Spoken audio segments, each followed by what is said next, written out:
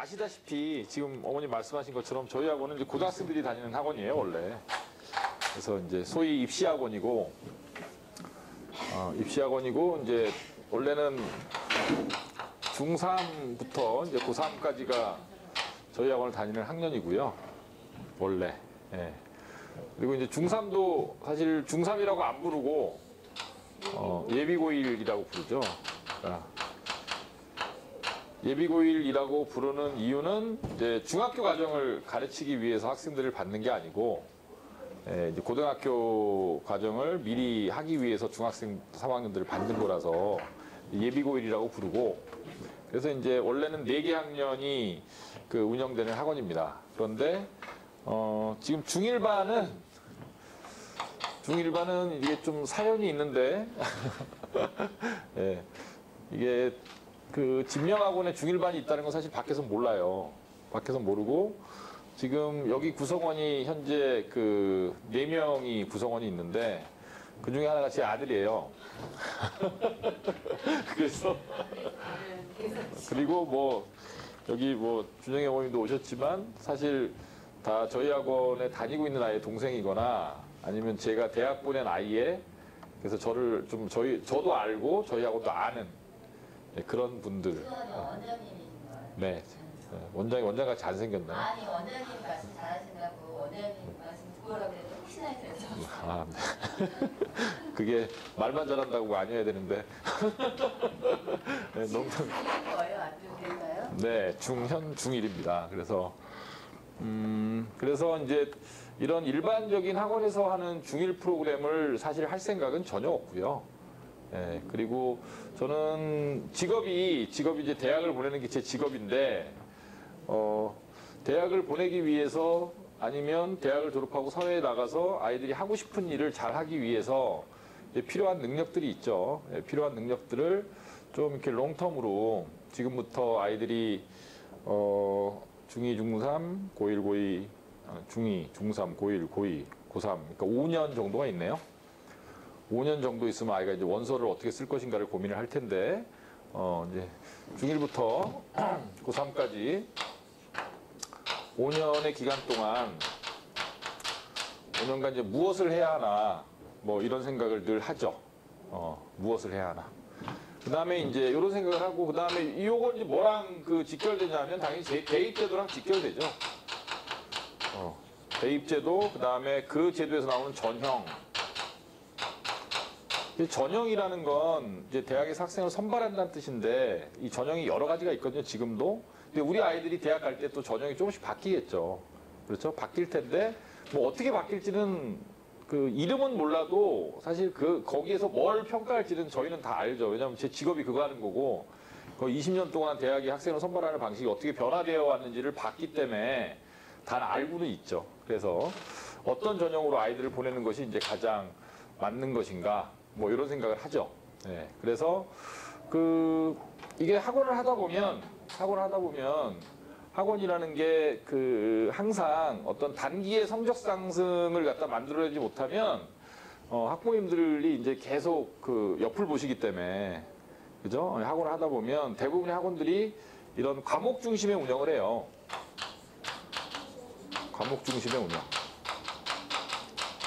그러니까 뭐 쉽게 얘기하면 이런 거죠. 뭐 영어 이제 레벨별로 반편성하죠. 반편성하고 뭐 몇 점 해갖고 뭐 무슨 반이네, S반이네, A반이네 그래갖고 오르락내리락 하면서 이제 학생과 학부모를 괴롭히고 이런 식의 운영을 하고요. 근데 수학은 뭐 진도, 이것도 레벨, 뭐 경시, 뭐 초등학교 때 이런 거 다 한 번씩 해보셨잖아요. 뭐 해법 경시 뭐 이런 것도 해보시고 다 그렇게 크는 거 아닌가요, 아이들이? 네, 뭐 이런 식의 운영을 하고서. 그러니까 학원이다 그러면 보통 이제 뭐 영어, 수학, 뭐 이런 학원들을 뭐 단과로 전문 학원에 일주일에 이틀, 3일 보내면서 이렇게 운영을 하죠. 예. 그런데 이제 제가 생각하는 중1 아이들을 위한, 제가 만약에 우리 아이를 직접 가르친다면 어떻게 가르칠 것인가, 이런 고민을 하는데, 지금 대입제도를 제가 뭐 입시 설명은 아니니까 대입제도를 이제 간략하게 좀 설명을 해드릴게요. 그래야 제가 이제 하려는 것들 이해를 하실 테니까. 현재 대입제도라는 건 이제 그 전형 요소가 4가지가 있어요. 그 전형 요소를 이제 대학이 학생들을 뽑을 때 보는 요소죠. 예. 이 4가지가 있는데 뭐 쉽습니다. 필기 안 하셔도 외워질 정도로 굉장히 쉬워요. 첫 번째가 내신이라는 게 있고요. 이제 비교과라는 게 있고, 그 다음에 수능이라는 게 있고, 그다음에 대학교육사라는 게 있어요. 자, 이런 4가지 전형 요소가 있는데, 대학은 이제 학생을 선발할 때 여기에 써 있는 4가지를 조합을 하는 거예요. 그러니까 예를 들면 어머님들이 많이 들어보셨을 만한 전형, 학생부 교과 전형 이런 걸 들어보셨죠? 이 학생부 교과 전형은 이걸 보는 거예요, 이거를. 그렇죠? 이게 1단계인 거고 2단계의 대학교육고사를 보는 거고요. 그 다음에 이제 학생부 종합전형이라는 거는 내신하고 비교과를 합쳐서 보는 거예요. 그 다음 2단계에서 이걸 보는 거고요. 이런 거거든요. 예. 그 다음에 이제 논술전형이라는 거는 대학교육고사, 즉 논술을 보는 거죠. 그 다음에 수능을 그 최저학력 기준이라 해서 조건으로 내거는 거고. 그 다음에 특기자 전형이라는 것도 이제 그 주로 비교과를 많이 보죠. 내신도 보지만. 비교과를 보고 2단계에서 대학교육고사를 보는 거고. 정시 전형이라는 건 이제 수능만 갖고 뽑는 거고. 이런 거거든요.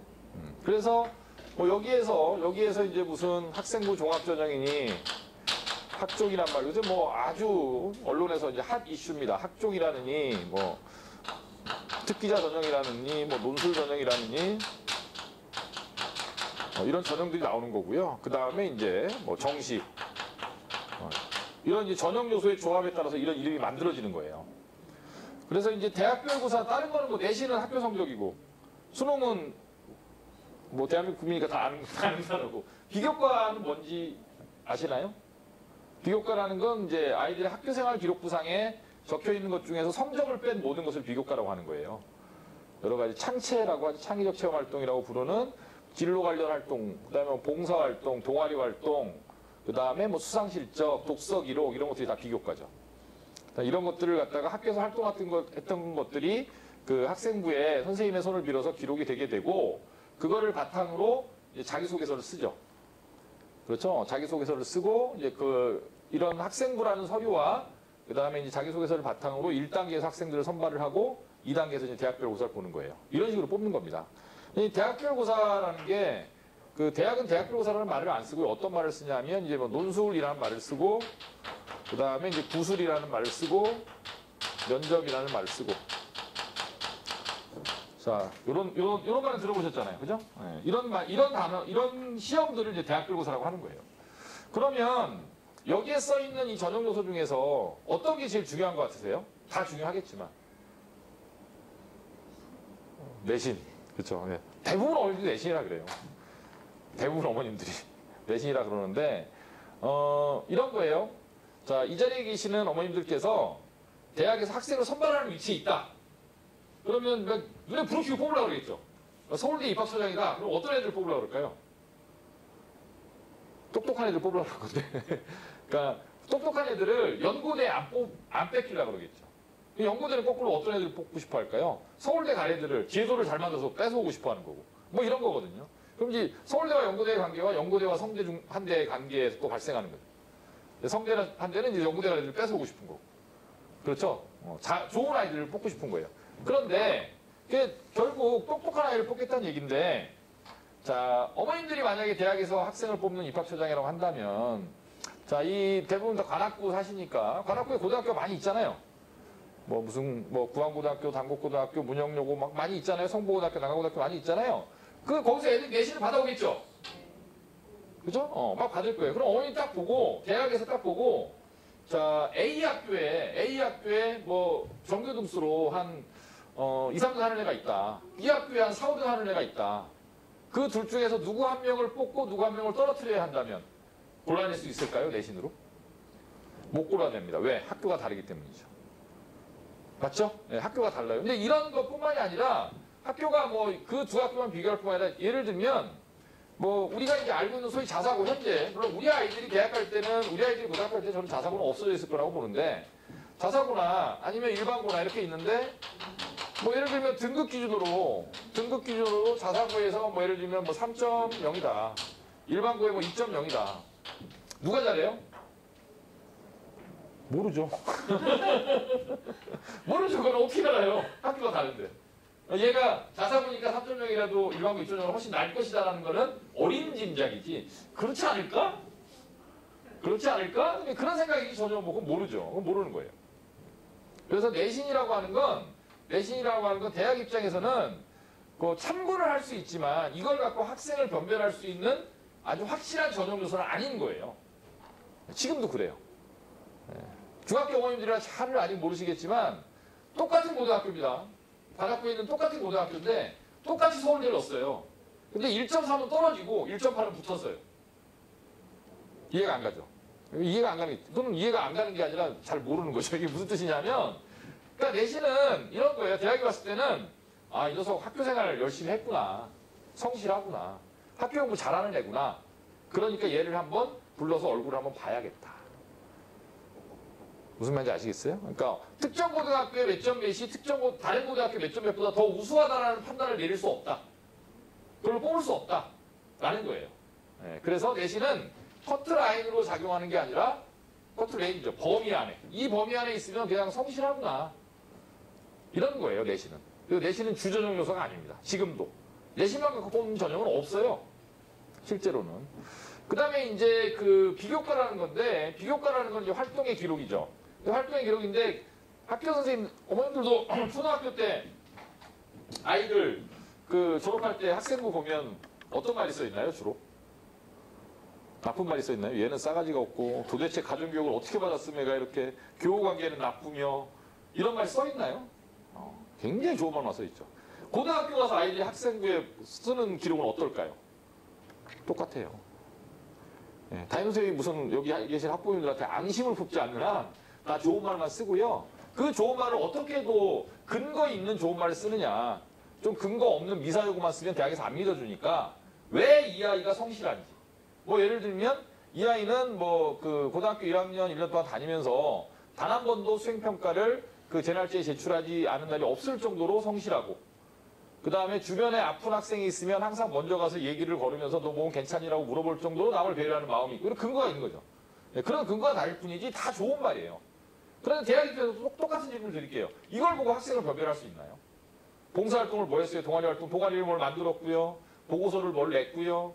뭐 특정한 과목에서 뭐 우수한 능력을 발휘했고요. 이것만 갖고 학생 뽑을 수 있나요? 입학처장이라고 생각해보세요. 자, 모든 학교에서 서울대 오는 아이들, 연대 오는 아이들, 고대 오는 아이들, 성대 오는 아이들 전부 다 잘하는 애들이에요. 걔네들이 그 예를 들면 성대 기계공학과에 온 아이들이 수학 못하는 애 있었을까요? 없습니다. 수학 분야에서 탁월한 역량을 발휘했고요, 그 아이는.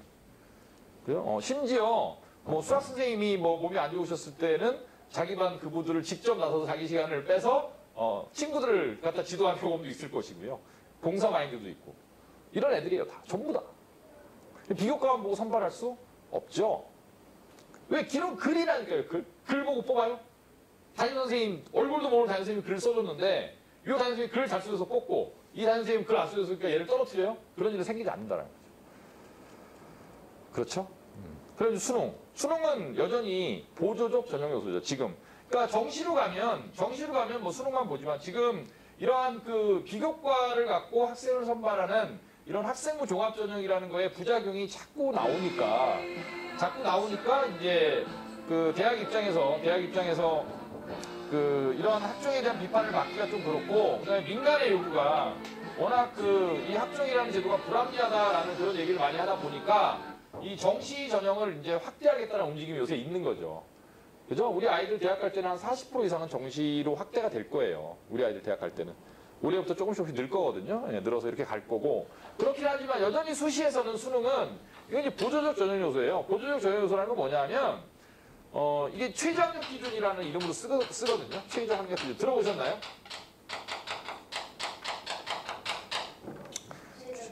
네, 최저 등급, 최저학력 기준. 그러니까 우리 과에 이런 시험을 보러 오려면 수능이 몇 등급 정도 돼야 된다. 요게 안 되면 오지 말라는 뜻이에요. 그래서 시험에 합격을 하더라도 요 최저 등급을 맞추지 못하면 떨어뜨리는 거죠. 조건부 합격인 거죠. 이걸 최저학력 기준이라고 하는 거거든요. 예. 그래서 수능도 이제 보조적인, 그러니까 이것도 요것만 갖고 뽑는 게 아닌 거죠. 수시에서는. 참고하는 전형 요소인 거지. 그렇죠? 그러면 계속 이걸로 안 뽑자, 이걸로 안 뽑자, 이걸로 안 뽑자라고 말씀드렸는데 그럼 결국 뭐만 남는 거예요?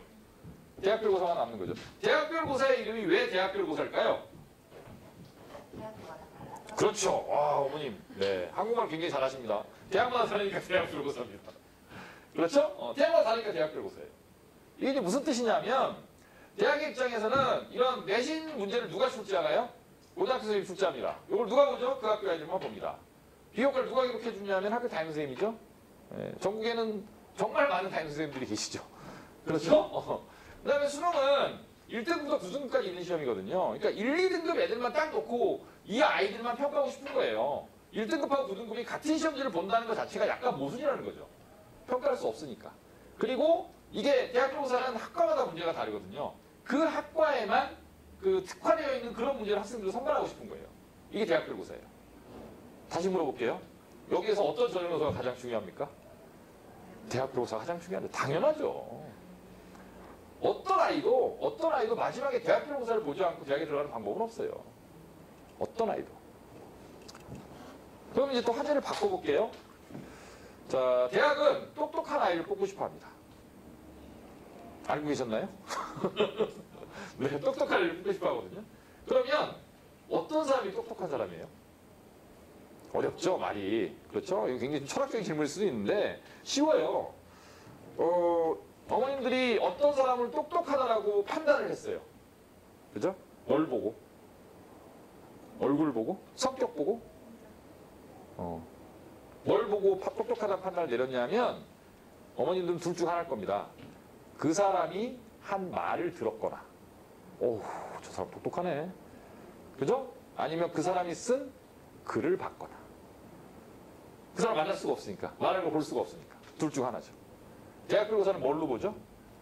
말과 글로 보는 거예요. 똑똑한 아이를 뽑기 위해서 말과 글을 보는 거예요. 교수들은 아는 거예요. 이 아이랑 10분이나 15분 동안 딱 얘기를 해보면 아, 이놈 똑똑하네. 아우, 이 새끼는 이거 내신은 좋은데 이거 꽝이네.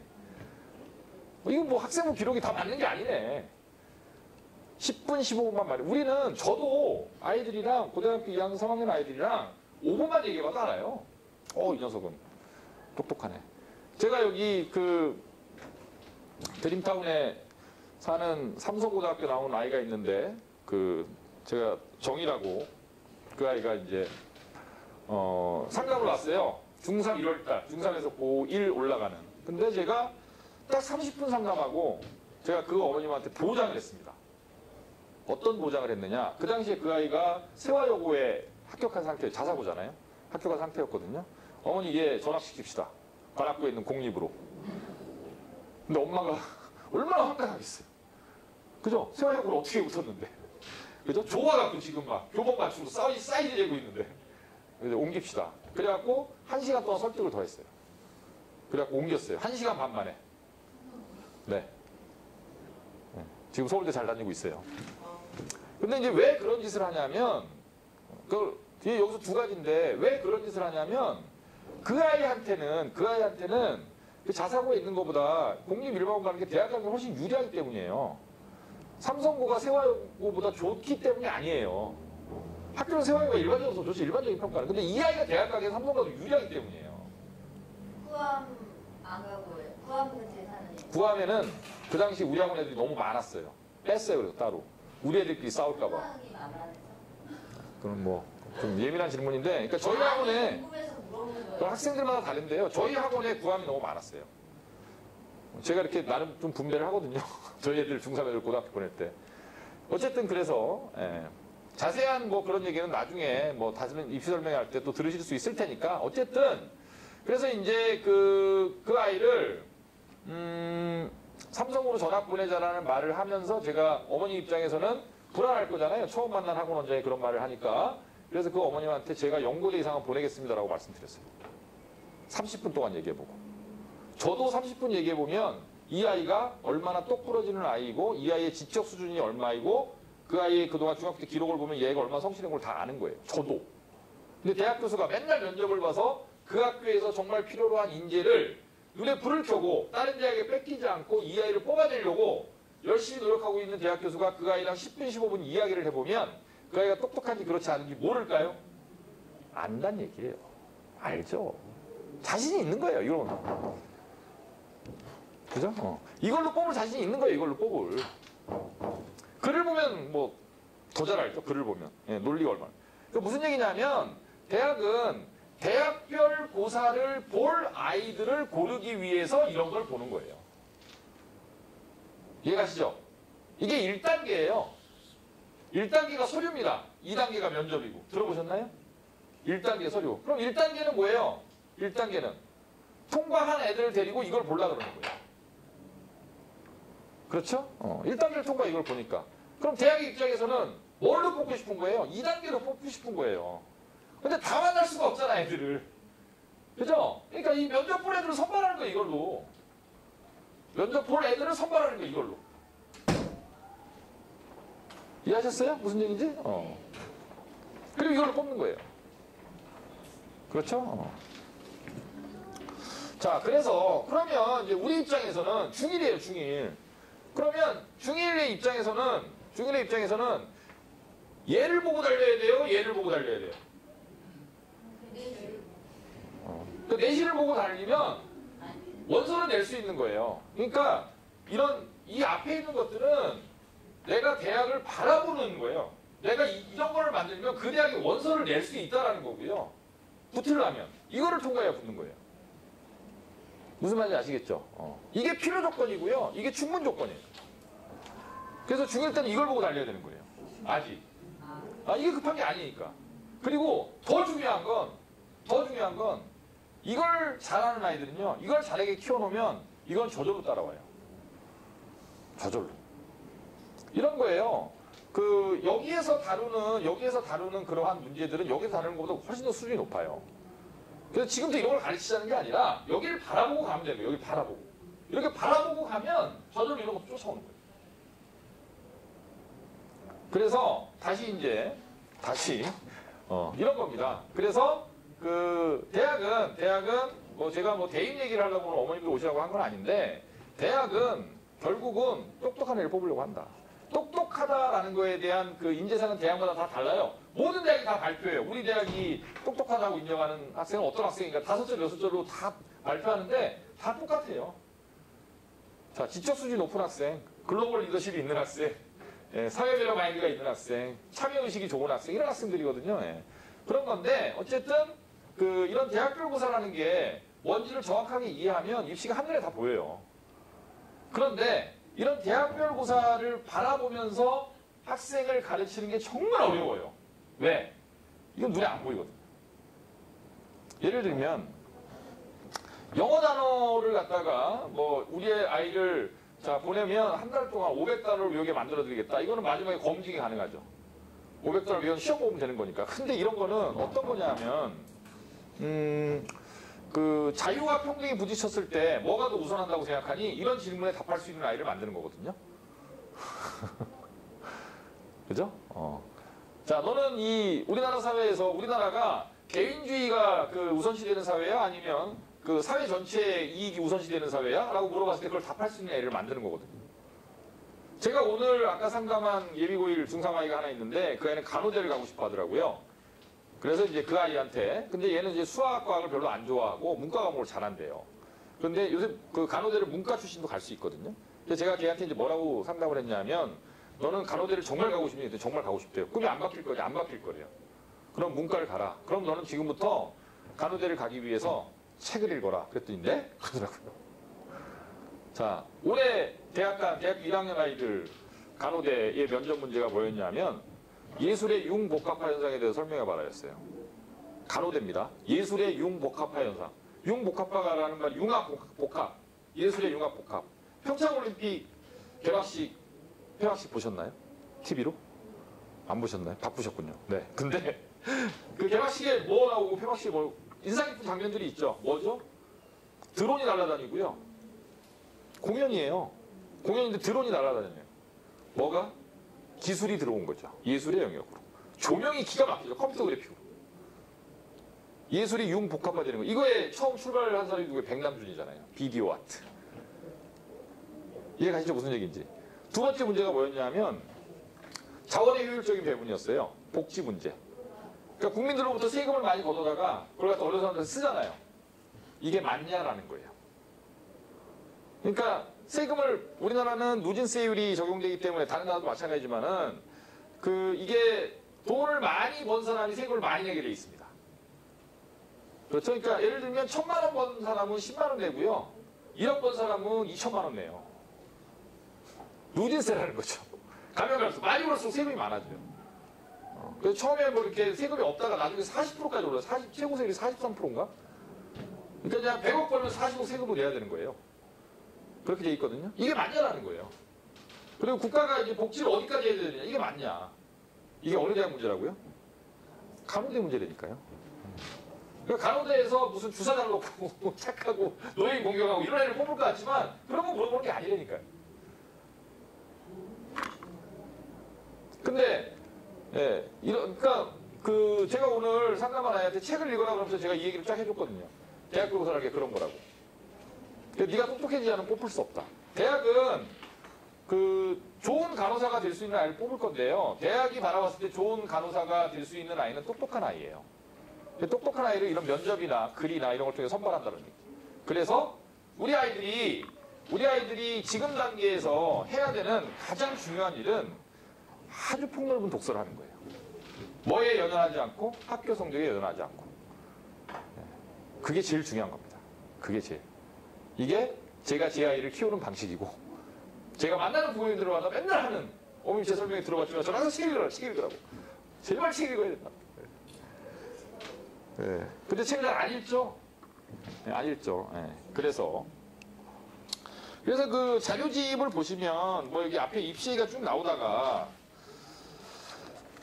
한 몇 페이지 쭉 넘겨보시면 여기 E클래스 강좌가 나오는 페이지가 있어요. E클래스 강좌. 찾으셨나요?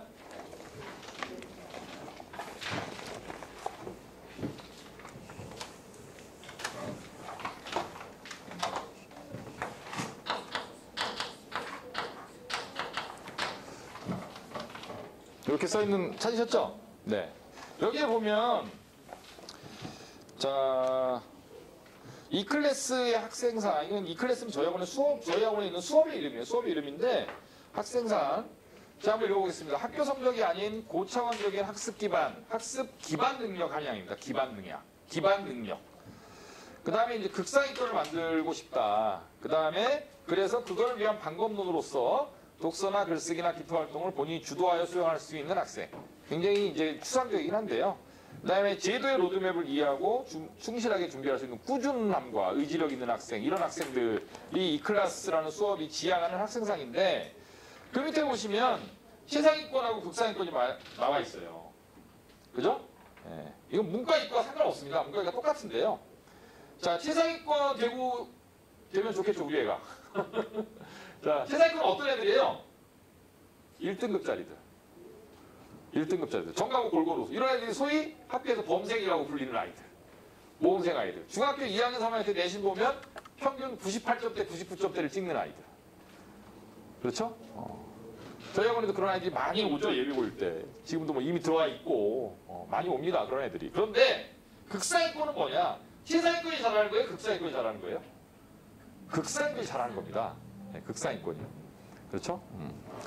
자, 극상위권, 여기에 써있는 거는 뭐 어디 본 게 아니에요. 제가 그냥 쓴 거예요. 제 생각을. 제가 그냥 막 쓴 거예요, 그냥. 막 친 거예요, 그냥. 오늘 저녁에. 힘들린 사람처럼. 설명회를 해야 된다. 무슨 말을 해야 되는데 무슨 말을 할까? 자, 거기 뭐라고 써 있습니까? 문이 강하다라고 써 있습니다. 문이 강하다. 이게 제가 자주 쓰는 말인데. 문이 강하다. 국어 능력 똑같은 말이고. 독서력이 엄청나게 많아요. 원리에 대한 이해력을 키우고 응용력이 뛰어나야 된다. 끝! 성경에 하나도 없습니다. 이게 극상위권입니다. 아시겠죠? 무슨 얘기인지. 이게 극상위권인데. 자, 문이 강하다는 게 무슨 뜻이냐면, 우리나라 말로, 아우, 너는 이렇게 말귀를 못 알아먹냐. 문이 강한 아이들은 말귀를 잘 알아먹는 애들이에요. 말귀를 잘 알아먹는 애들이 공부를 잘해요. 그리고 글을 읽고 그 내용을 빠르게 파악하는 애들이에요. 그걸 어려운 말로 지문독해력이라고 합니다. 지문독해력. 독해력이 좋은 아이들. 그리고 독해력이 좋다는 거는 사실적 이해 능력이 뛰어나고 비판적 비판적 이해 능력이 뛰어나다는 거예요. 그러니까 사실적 이해 능력은 예를 들면 딱 정보를 보고 아 이거 하는 얘기네. 그렇죠. 뭐 어디에서 어느 회사의 광고에서 뭐 좀 이런 서비스를 드리고 뭐 이런 거를 이런 혜택을 드리고 고객들을 위해서 최선을 다하고 딱 이거 보면 이거 얼마 되는 얘기네. 이게 사실적 이해고요.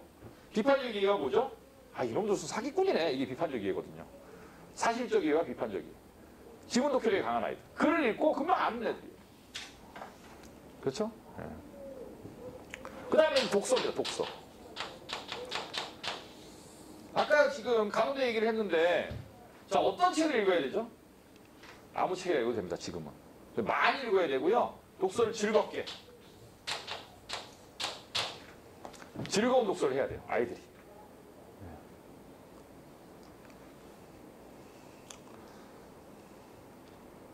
그러니까 제가 그 직업이 애들 대학 보내는 게 제 직업이에요. 대학 보내는 게 제 직업인데 제가 저희 아이는 그 공부를 아주 못합니다. 정말로. 또 안 믿으실 거죠. 정말 못해요. 저희 아이는 공부를. 못하는데 저는 전혀 걱정하지 않아요. 이번 시험은 수학은 준혁이가 1등 했고 영어는 준혁이가 1등 했어요. 그래서 롤모델 여기 영어 1등 엄마 수학 1등 엄마가 앉아있는데 롤모델 제가 애한테 아직 애들 이름도 모르니까 너 가면 저기 수학은 준혁이를 따라하고 영어는 준혁이를 따라해라. 그럴 건데 준혁이가 수학을 한 2개를 봤는데 85점 90점을 맞았나? 뭐 그렇게 맞았던 것 같아요. 문제는 굉장히 어렵습니다. 그 시험을 저희 아들은 20점 15점을 맞았습니다. 근데 어머니 같은 반 넣어도 되죠? 네, 제가 뭐 늘만 하니까 넣겠죠. 네, 늘만 하니까 넣어요. 네, 지금 중1반이에요. 네, 중1반 저희 어머님도. 그런데 저는 걱정을 하지 않아요. 근데 이제 저희 애가 지금 왔잖아요. 얼마 전에 와서 어디 갔다가 왔는데 제가 와서 처음에 한 일이 서점을 데려갔거든요. 너 그동안 책 읽고 싶었지. 그래서 이제 서점을 데려가서 골라. 저는 그냥 풀어놔요. 골라와. 저도 제 책 보고 있고. 한 달에 2번은 서점을 꼭 갑니다. 아무리 바빠도. 한 달에 2번은 가서 풀어놓고요. 책을 골라와. 그랬더니 이제 판타지 소설을 이렇게 한 400페이지 되는 거를 1권, 2권을 골라갖고 왔더라고요. 판타지 소설이 좀 그 황당무계한 글이 아니고 이렇게 나름 아이의 상상력을 자극할 수 있는 좋은 판타지 소설을 읽어. 또 골라와. 그랬더니 이제 그 정의란 무엇인가라는 책을 갖고 오더라고요. 그건 이제 고등학생도 안 읽는 책인데 대학생들이 읽는 책. 너 이거 읽을 수 있겠어? 그랬더니 청소년판을 읽었대요. 청소년판 정의란 무엇인가를 읽었는데 그 원책으로 한번 읽고 싶었어. 그래서 갖고 읽어. 하나 더 골라 그랬더니 그 베르나르 베르베르의 고양이라는 소설이 신작이 나왔거든요. 얼마 전에. 그거 2권을 읽어갖고 갖고 오더라고요. 이게 아이가 고른 책이에요. 그래서 내가 오케이 읽어. 그래서 그 어젠가? 그젠가? 지난번에 책 사준 거 어떻게 했었지? 벌써 다 읽었지. 근데 이게 저희 아이 자랑하는 게 아니고 공부 못한다니까요. 근데 공부를 못하는데 공부에 대한 걱정을 안 하고 있다는 거예요. 왜냐하면 제가 가르쳐 갔거든요. 제가 직접 가르쳐 갔거든요. 그러니까 아까 말씀드린 문이 아주 강해요, 아이가. 그래서 얘는 공부를 딱 시작하면 공부를 이제 안 하고 이제 할 거거든요. 슬슬. 이제 할 건데 이제 그러면 이제 앞으로는 공부를 굉장히 잘할 게 확실한 아이인 거죠. 그리고 뭐 내신이나 이런 걸 좀 못하더라도 얘는 뭐 대학 갈 때 뭐 큰 문제는 생기지 않을 것 같다. 그리고 무엇보다 독서를 즐거워하고 학교 가면 그 도서관에 이제 일주일에 월화수목금 5일을 가면 도서관 5번을 가는 아이니까 학교 도서관을 5번을 가요. 그래서 책을 골라요 항상. 어렸을 때부터 그렇게 키웠어요. 서점 데려가고 책 읽어주고 책 사주고. 그래서 그 아이들을 이제 지금 이러다가 꼭 이렇게 아들 자랑으로 가던데 설명회가 하여튼 자랑이 아니라 제 교육 방식을 얘기해요. 교육 방식을. 저도 공부 잘하는 아들 만들고 싶어요. 당연히. 공부 잘하는 아들 만들고 싶고 우리 아이가 잘 됐으면 좋겠고 그러면서 이제 엄마 아빠하고의 트러블 없이 사춘기 없이 잘 크기를 원하고 그런 거거든요. 그래서 이제 아이들이 그 지금은 이제 책을 안 읽는데 엄마 아빠가 읽으라 그러면 잘 안 읽고요. 책을 읽는 걸 자연스러운 프로그램으로 만들어주면 또 읽어요. 그래서 이제 저희 그 학원에서 이제 수업하는 것 중에 제일 중요하다고 생각하는 수업이 이제 여기는 이 클래스입니다. 그래서 이 클래스는 무슨 뜻이냐면 제가 이런 걸 구상하는 게 제 직업이라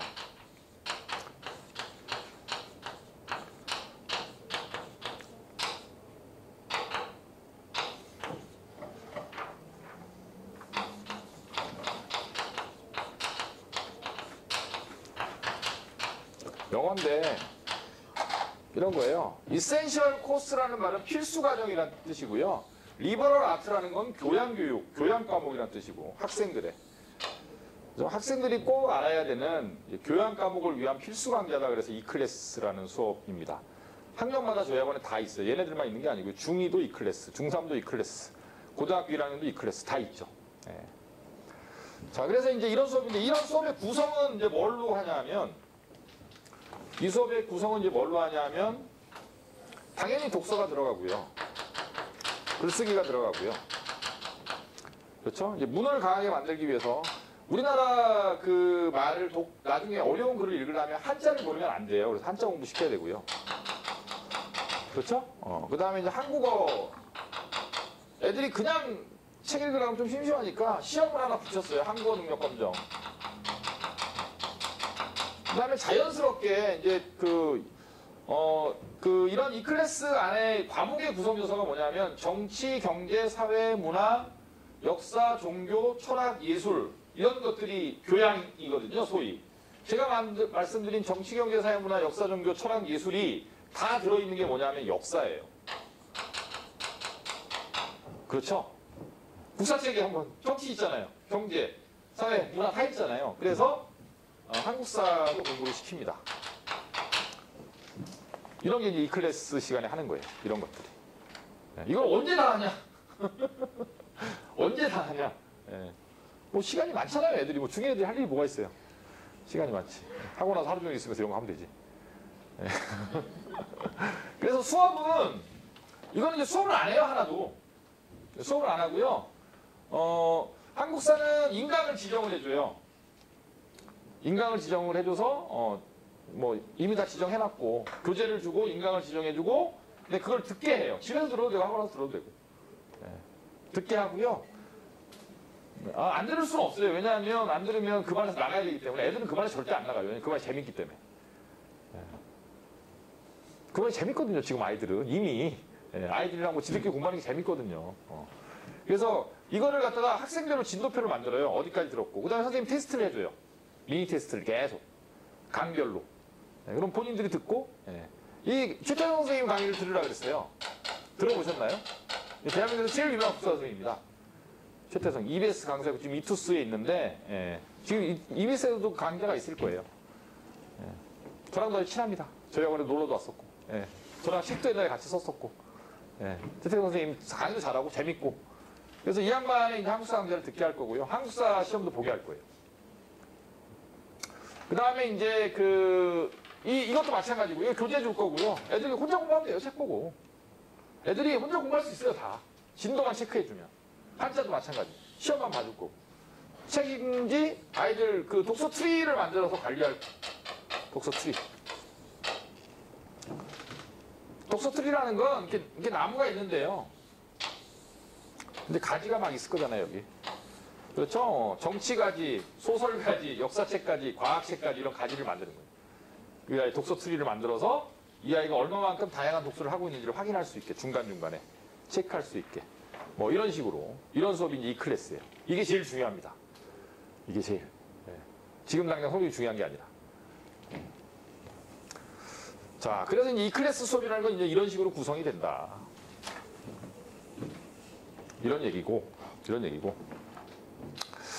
자, 그 다음에 이제 이 클래스하고 영어인데, 영어는 뭐가 제일 중요하죠? 말하기가 제일 중요하죠. 말하기 읽기가 제일 중요하죠. 그래서 이제 우리 히러리 선생님하고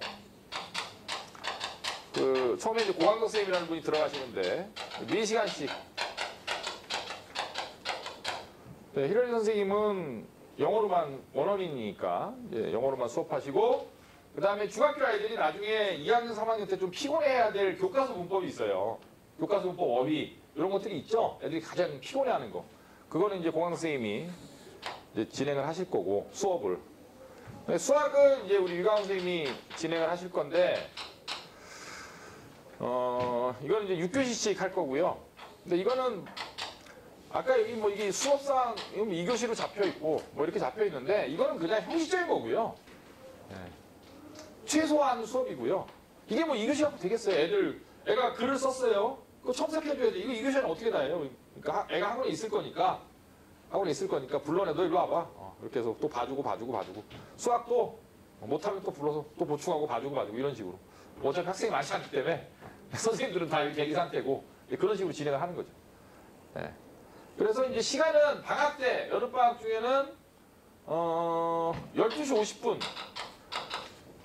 네, 오게 할게요. 그래서 10시에 보낼게요. 밤에.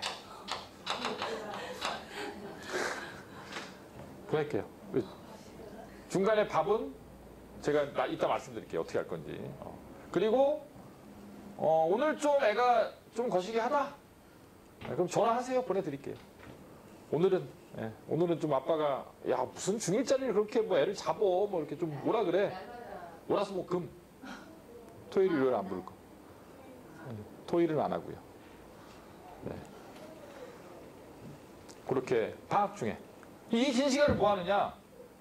국사 인강 보고요, 책 읽고요, 글 쓰고요, 상담하고 얘는 노는 거예요. 네? 이제 슬슬 아들 손을 놓으실 때가 다가오고 있습니다. 네. 준영이는 할 거예요. 근데 애들이요 이렇게 붙여놓으면 다 읽어요. 네. 붙여놓으면 다 읽고 어쨌든 그러니까 지금 뭐 한다 이런 게 중요한 게 사실 아니에요. 이런 뭐 몇 시간 이런 거 다 형식적인 거예요. 진도고 뭐 이런 게 중요한 게 아니에요. 자 그런 거고 사실 지금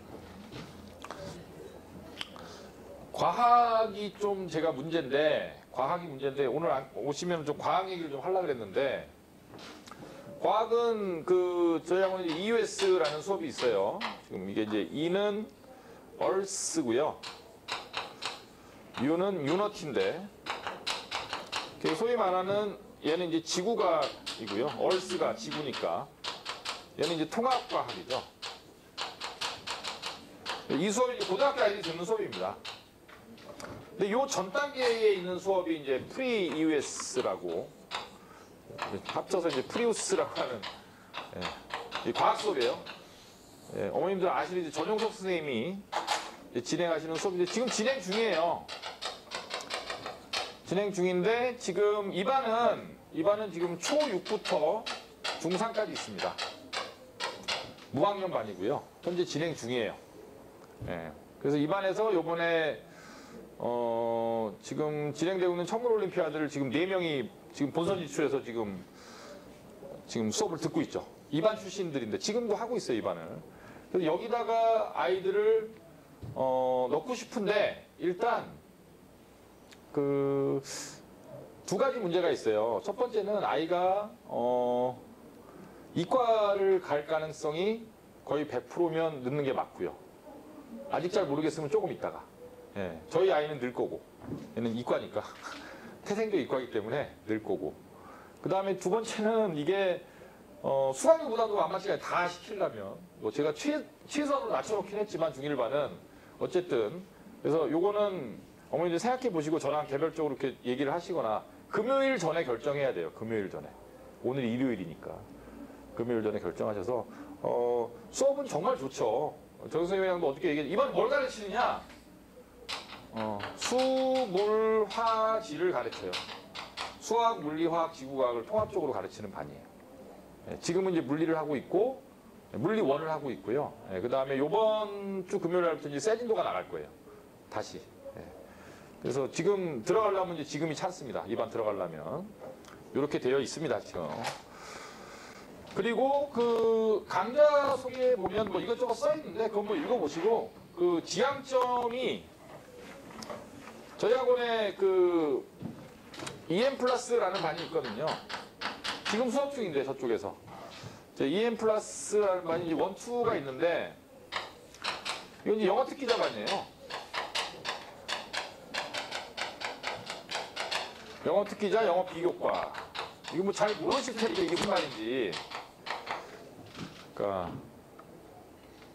아직 뭐 중학교 어머님들이니까 뭐 어머님들이라서 모르는 게 아니고 고등학교 어머님도 사실 잘 몰라요. 잘 모르는데 예. 영어 특기자가 우리 애는 이거랑은 안 맞다라는 생각이 일단 들죠. 우리 애는 특기자가 아니니까. 그죠? 우리 애는 뭐 외국에 살다 오지도 않았고 막 그렇게 생각하실 수도 있는데 영어 특기자가 이제 꼭 그 무슨 외국에 살다고 이런 데 가는 게 아니에요. 그래서 이게 이제 대표적인 게 이제 연대에 있는 전형인데 이제 문과는 파스라는 전형이 있고요. 대표적인 전형이 이과는 이제 ISE라는 전형이 있는데 예. 그러니까 이런 전형을 준비하는 그런 과정이거든요. 그래서 우리 아이들은 지금 이제 우리 중1 아이들이 한 1년 정도 해보고요. 1년 정도 해보고 괜찮으면 이로 옮길 거예요. 되는 애들만. 뭐 아닌 아이들은 뭐 하지 말고. 그래서 제가 뭐 이렇게 뭐 모든 아이들이 다 똑같이 하진 않죠. 다 개별 와서 하는데 지금 이제 처음 같이 출발하지만. 그래서 이제 영어 특기자나 영어 비교과로 가는 이런 수업인데 이런 수업을 하려면 이제 제일 중요한 게 영어에 대한 두려움이 없어야 돼요. 그러니까 쉽게 얘기하면 깡이 좋아야 돼요. 막 말하고 표현하고 글 쓰고 겁이 없어야 된다는 거죠.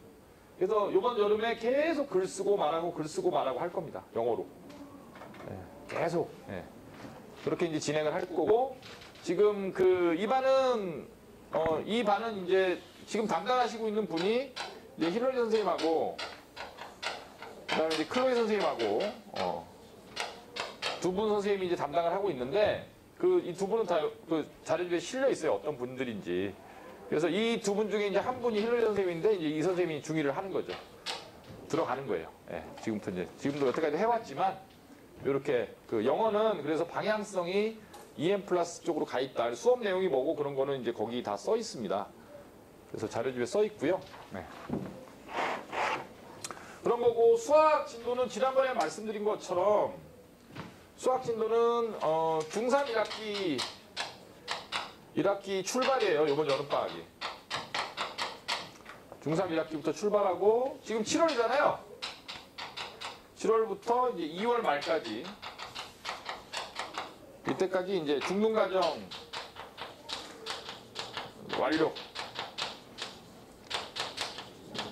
완료하고 이제 이때부터 중2 3월부터 이제 고등과정 출발.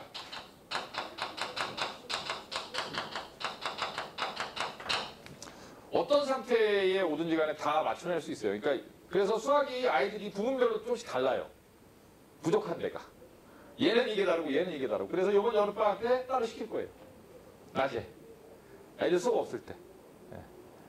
따로 시켜서. 뭐 이런 거죠. 뭐 준영이는 예를 들면 뭐 수학을 좀 더 시키고 준혁이는 책을 좀 더 읽히고 뭐 이런 식으로 어차피 여기 있으니까 네, 교실에서 미션을 줄 거고 애들이 하나씩 이제 클리어해 나가면서 이렇게 맞추는 거죠. 이렇게 맞춰갖고 이제 여름방학이 끝날 때쯤이면 이제 같이 수업하는데 이제 큰 문제가 없도록 이제 수학은 이제 이렇게 진행을 할 거고 수학은 이제 유강 선생님 혼자 다 해요. 유강 선생님 혼자 다 하시고 제가 보조 강사는 저는 그냥 군기반장. 저도 애들 공부하는 거 좀 보고 싶어서 예. 그렇게 진행을 할 겁니다. 그래서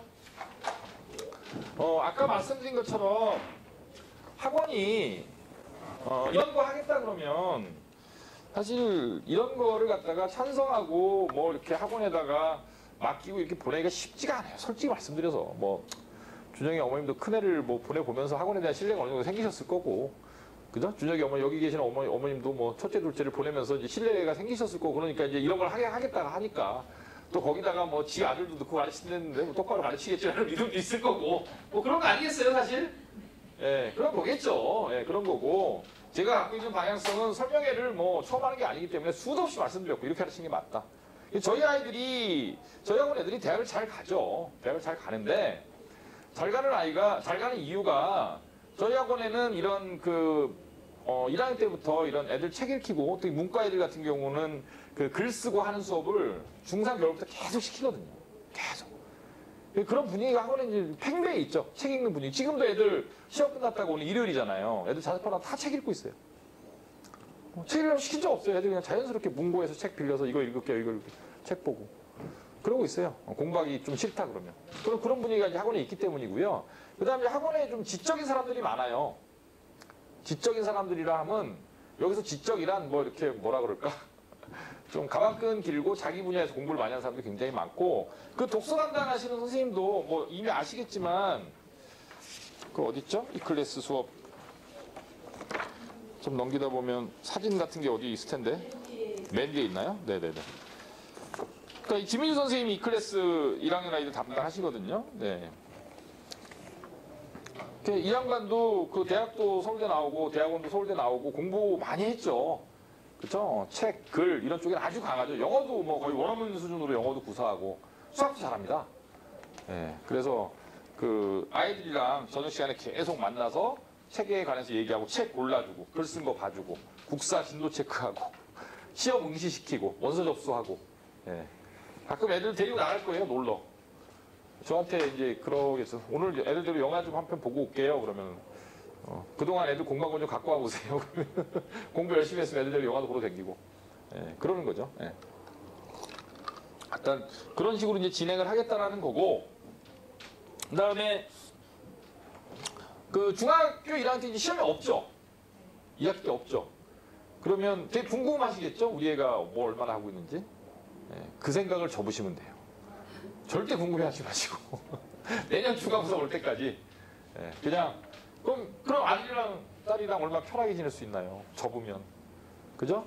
딱 그런 얘기만 하지. 야, 너 뭐 엄마 아무 얘기 안 할 테니까 그냥 학원만 가. 아침에 일어나서 집에 좀 있다가 예, 학원만 가. 그리고 저녁에 너무 힘들면 엄마가 가끔 데리러 갈게. 좀 일찍 데리고 올게. 너무 힘들면. 근데 그런 카드를 예를 들면 방학 동안에 한 3번만 주세요. 한 3일 정도는 엄마가 빼줄게. 근데 아마 안 할 거예요. 아이들이. 지들끼리 딱 붙여놓으면. 예. 근데 이제 적응 못 할까봐 재미없지 이러시고 준영이랑 하면서 네. 물어보면 재밌다고 자꾸 다닌 거예요. 둘이 이렇게 집에서 같이 하다 보더라고요. 재밌죠. 네, 재밌어요. 아니 재미있다니까요. 사람들 있고 무섭지 않냐고 그래서 아무렇지도 않다고 그러고 선생님들이 다 이뻐해주더라고요. 그럼요. 얼마나 이뻐요 애들이. 그래서 재미있습니다. 그러니까 그런 걱정하지 마시고 그런 걱정하지 마시고 그래서 그 저희 반이 지금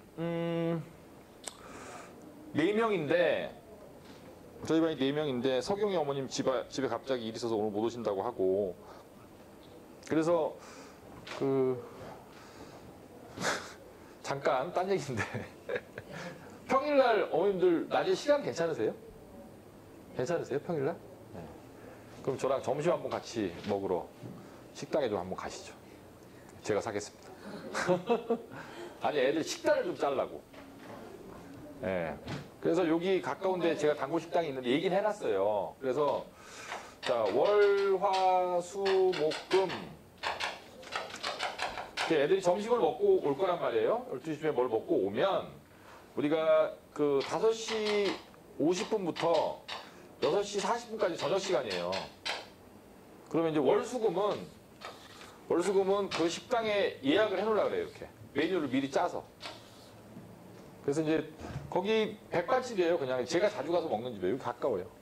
여기 걸어서 한 5분이면 가는데 거기 가서 거기에 이제 뭐 무슨 뚝배기 불고기도 있고 뭐 부대찌개도 있고 뭐 그냥 무슨 제육볶음도 있고 뭐 순두부찌개도 있고 뭐 대장 다 있거든요. 청국장도 있고 막 다 있는데 이걸 갖다가 그 7월 마지막 주부터 이제 계약할 때까지 한 3주 좀 넘을 거잖아요. 그래서 월수금은 거기 애들 가서 밥 먹게 하려고요. 네. 그리고 화목은 저녁은 애들한테 자유를 줄 생각이에요. 나가서 사 먹든. 근데 이거 월화수목금 다 애들 내보내 놓으면 계속 편의점 갈 거고요. 그럼 너무 좀 아닌 것 같아서. 그리고 화목은 뭐 도시락 싸갖고 보내셔도 되고요.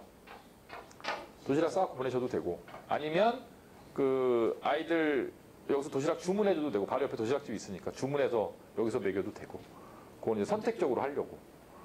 그래서 이제 제가 그냥 그 식당 주인분들이 아주 뭐 이렇게 동네 분들이거든요. 이분 청룡동에 사시는 분들이라 되게 제가 오랫동안 봐왔는데 사람도 재료도 좋은 것만 쓰고 그래서 저도 거의 자주 가요. 그래서 그런 것들을 그 반찬 같은 게 얼음 반찬이에요. 뭐 예를 들면 엊그저께 갔더니 뭐 가지나물, 뭐 노각무침, 열무김치. 애들 그런 거 안 먹잖아요. 안 좋아하잖아요. 그래서 제가 방학 때 우리 애들 오면 반찬 좀 따로 해줘라. 그래서 그런 거를 생년필 옆에 있는 그쪽인가요? 아니요. 저기 KT전하고 바로 뒤 담벼락 쪽. KT전하고 바로 옆이에요. 네, 거기라서 여기서 걸어가면 금방이잖아요. 네. 그래서 그런 반찬도 좀 이렇게 예, 좀 뭐 해주라고. 우리 애들 이거 잘 먹어 이거 해주라고. 그래서 애들 온다 그랬더니 이런 뭐 오뎅 같은 거 볶아주면 되나? 뭐 소시지 이런 거 주면 되나? 뭐 그러길래 아이고 그런 예, 계란 후라이 매번 한 번씩 해주겠다고 이렇게 얘기하고 방학 때 일단 좀 그렇게 시켜보려고 한 3일 정도면 되죠. 나머지 이틀은 뭐 어떻게 사 먹거나 하죠. 뭐 애들도 바람도 쐬고. 예. 예. 근데 애들이 사 먹으라 그러면 큰 애들은 걱정을 안 해요. 근데 이제 애들이 너무 어려서 좀 그래 걱정이 돼서 도시락을 여기서 시켜줘도 되고. 예. 네, 그래서 한번 시간 맞춰서 저랑 뭐 예.